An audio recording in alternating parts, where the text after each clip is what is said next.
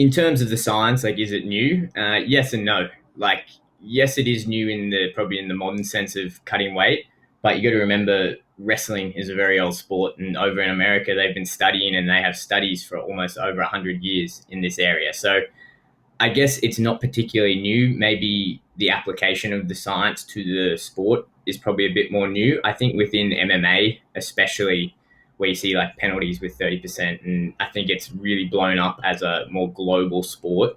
It's probably new because it's only 25 years old. And I think I always use the example to people like think of rugby union or rugby league players from the 80s and compare them to now in 2020. And it's chalk and cheese, right? And the reason that is because of the not only the development of sports science, but the application of that sports science. I think within MMA particularly, there's only really been about 25 years of that happening. So we're kind of coming and seeing the application of that science now. And we're seeing these better athletes develop. And with that, we're seeing better weight cutting practices, I suppose. But as a science as a whole, I wouldn't say it's a new thing. It's something we've known about for a long time. And 100 years on from that science, we're kind of now just figuring out what those limits are. And I guess to your question of like, is there trial and error and is it safe? Like, yeah, there's always going to be trial and error, but the way that I always think about it is a science. Like the human body is a science, and there's certain laws of physiology, there's certain laws of biology that you cannot change, and you've got to work within that. And I think